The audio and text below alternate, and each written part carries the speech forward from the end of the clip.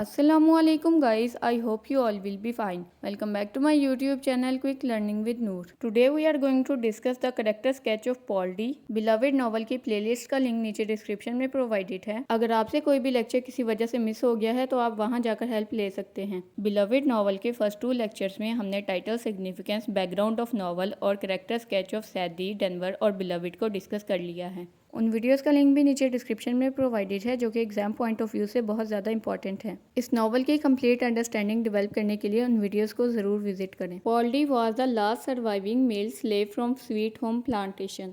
Sweet Home plantation से Sethe के साथ 5 मेल स्लेव्स भी एस्केप हुए थे, जिनमें से सिर्फ पॉल डी जिंदा बचा था। उसके दिल में हमेशा से सैदी के लिए फीलिंग्स थी और वो सैदी को बहुत ज़्यादा पसंद करता था। वो सैदी को अपना लाइफ पार्टनर भी बनाना चाहता था, मगर सैदी हॉल को पॉल डी पर प्रेफरेंस देती है और जब सैदी पॉल डी की बजाय हॉल को अपना लाइफ पार्टनर बनाती है तो पॉल डी बहुत ज़्यादा डिसअपॉइंट हो जाता है। सैद और हॉल के साथ पॉल डी भी स्वीट होम प्लांटेशन से एस्केप होता है ताकि वो स्लेवरी से बच सके। He wandered here and there for many years and he finally met Sethe after 18 years. क्योंकि उसके पास रहने के लिए कोई घर नहीं था, इसीलिए वो कई साल इधर उधर भटकता रहा और वो 18 साल के बाद सैदी को ब्लू स्टोन रोड पे मिला। सैद के कहने पर वो हाउस नंबर 124 में जाकर उनके साथ रहना शुरू कर देता है। बिलवेड जब घोस्ट बन के उस घर में आती है तो पॉल डी उसके हर एक एक्शन पर शक करता है। पॉल डी नोटिस करता है कि घर में कोई ऐसी इवल है जिसकी वजह से सैद, पॉल डी और डेनवर की जिंदगी खतरे में है। पॉल डी सैद की पर्सनल लाइफ में हॉल को रिप्लेस करता है। सैद अब ये कंसीडर करना शुरू कर देती है कि पॉल डी ही उनके घर का गार्डियन है।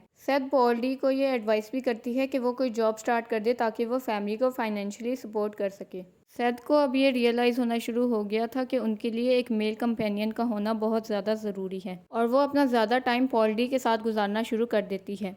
सैद सुबह जॉब पर जाती है, शाम को वो डेनवर और बिलवेड के साथ टाइम स्पेंड करती है, मगर नाइट टाइम वो पॉल डी के साथ स्पेंड करती है। पॉल डी उसको लोनलीनेस में बेस्ट कंपनी प्रोवाइड करता है। हम अपने प्रीवियस लेक्चर में ऑलरेडी डिस्कस कर चुके हैं कि डेनवर और बिलवेड पॉल डी को डिसलाइक करती हैं। वो दोनों पॉल डी से जेलसी फील करती हैं क्योंकि उनको फील होता है कि सैद अपना ज़्यादा टाइम पॉल डी के साथ गुजारती है और वो उन्हें इग्नोर करती है। जब स्टैम्पेड के थ्रू पॉल डी को ये पता चलता है कि सैद ने अपनी ही बेटी का कत्ल किया है तो वो सैद को छोड़ के चला जाता है। मगर नॉवल के एंड में जब सैद फिजिकली बहुत ज़्यादा वीक हो जाती है तो पॉल डी उनके घर आता है और वो सैद से प्रॉमिस करता है कि वो उनको छोड़कर कभी नहीं जाएगा। वो अपने पास्ट की बिटर और पेनफुल मेमोरीज को डिप्रेस या सप्रेस करने की कोशिश करता है। He wants to forget the life that is spent in slavery. जब बिलवेड की घोस्ट चाइल्ड फॉर्म में सैद के घर एंटर हो जाती है तो पॉल डी ही उसे एक्सोरसाइज करके घर से बाहर निकालता है। This activity shows his true love for Sethe. वो सैद और डेनवर के लिए बहुत ज्यादा कंसर्न्ड होता है। नॉवल में पॉल डी का कैरेक्टर बहुत ज्यादा पॉजिटिव दिखाया गया है। डेनवर बिलवेड के होते हुए पॉल डी के साथ बहुत रूडली बिहेव करती है क्योंकि डेनवर ये फील करती है कि पॉल डी ने पहले उसकी मदर को उससे सेपरेट कर दिया, अब वो उसकी बेस्ट फ्रेंड को भी उससे दूर कर देगा। पॉल डी अपने मास्टर ब्रैंडी वाइन का मर्डर करने की भी कोशिश करता है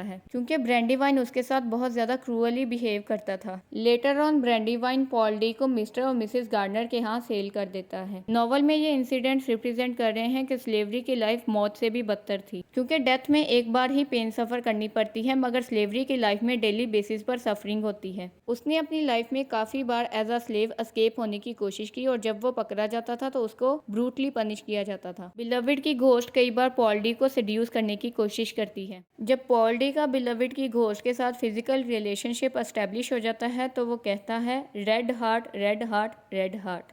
ही wants to say that Beloved's ghost has killed his pure heart. वो सैद के साथ बहुत ज़्यादा लॉयल होता है, मगर इंटेंशनली या अनइंटेंशनली वो डिसलॉयल बन जाता है। जब बिलवेड की रियलिटी पॉल डी पर एक्सपोज होती है तो वो सैद को सारा कुछ सच बताने के लिए सॉयर्स रेस्टोरेंट जाता है जहां पर Sethe as a cook job करती है, मगर बिलवेड की घोस्ट उस पर ऐसा मैजिक करती है कि वो उसे सच नहीं बता पाता। Paul D says to Sethe, I want you pregnant Sethe, would you do that for me. वो अपनी इंटेंशंस सैद को बताता है कि वो उसके साथ फिजिकल रिलेशनशिप रखना चाहता है। From the last 18 years Sethe was also living in isolation और हॉल के जाने के बाद पॉल डी उसके लिए बेस्ट कंपेनियन था। बट लेटर ऑन नॉवल में पॉल डी के करेक्टर को कम्प्लीटली चेंज कर दिया जाता है। वो उस टाइम में सैद को अकेला छोड़ के चला जाता है जब सैद को उसकी सबसे ज्यादा जरूरत होती है। Next we are going to discuss the mother daughter relationship in Beloved. Sethe loves her both daughters Denver and Beloved. Sethe Denver और बिलविड से बहुत ज्यादा प्यार करती है और उनका ख्याल भी रखती है, और वो पॉल डी को भी यही सजेस्ट करती है कि वो डेनवर और बिलविड की प्रोटेक्शन करे। जब बिलविड की घोस्ट टॉडलर की फॉर्म में सैद के घर आकर रहना शुरू कर देती है तो वो सैद से रिवेंज लेने के लिए उससे बहुत सारी डिमांड्स करती है। बिलविड को स्वीट्स खाना बहुत ज़्यादा पसंद होता है और वो डेली बेसिस पर सैद से ये डिमांड करती है कि वो उसके लिए कुछ ना कुछ खाने को लाए। Sethe tried to save her daughter's life from the sexual harassment and she succeeded, क्योंकि वो अपनी बेटी बिलविड का खुद ही मर्डर कर देती है और डेनवर के लिए पॉल डी को एज अ गार्डियन अपने घर में रख लेती है।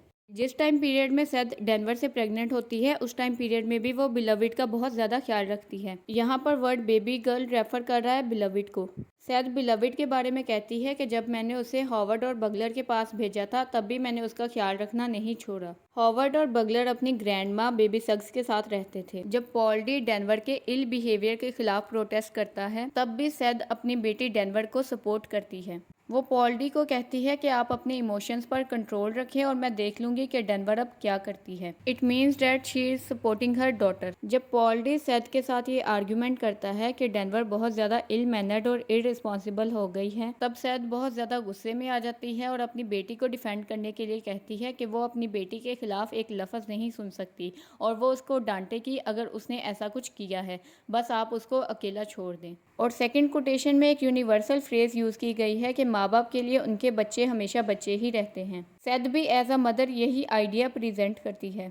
वो कहती है मुझे इस बात की कोई परवाह नहीं है कि वो कितनी ज़्यादा बड़ी हो गई है, अगर बच्चे बुरे भी हो जाएं तो माँ बाप के लिए वो बच्चे ही रहते हैं। थर्ड कोटेशन में वो कहती है कि जब तक मैं ज़िंदा हूँ मैं अपनी बच्ची की हिफाजत करूँगी और जब मैं मर जाऊँगी तब भी मैं उसकी हिफाजत करूँगी। इट मीन्स कि वो ये बिलीव रखती है कि मरने के बाद वो कोई सुपर नेचुरल ऑब्जेक्ट बनकर अपनी बेटी के साथ रहेगी। सैद ये कहती है कि मुझे ये बात मालूम है कि मुझे अपने बच्चों का ख्याल खुद ही रखना पड़ेगा क्योंकि मेरे बच्चों की नर्सिंग या केयर मुझसे बेहतर और कोई नहीं कर सकता। बिलविड का मर्डर करने के बारे में सैद पॉल डी से कहती है कि मेरा तो प्लान था कि मैं अपने साथ साथ अपने बच्चों को भी दूसरी दुनिया में ले जाऊं, जहां पर ना तो कोई उनको स्लेव बना सकता था और ना ही उनको सेक्सुअल टॉय की तरह यूज कर सकता था। सैद यहां पर स्टायर भी करती है कि लोगों ने उसके बच्चों को मरने से बचा लिया। उन्होंने हमें मरकर दूसरी दुनिया में जाने से रोक लिया मगर तुम्हें यहाँ आने से नहीं रोका। आगे से वो हंसना शुरू कर देती है हा हू। जब सैद को इस बात का यकीन हो जाता है कि ये बिलविड की ही घोस्ट है जिसने आकर उनके साथ उनके घर में रहना शुरू कर दिया है तो वो बिलविड से पूछती है डू यू फॉरगिव मी, क्या तुमने मुझे माफ़ कर दिया? विल यू स्टे, क्या तुम यहाँ पर रहोगी?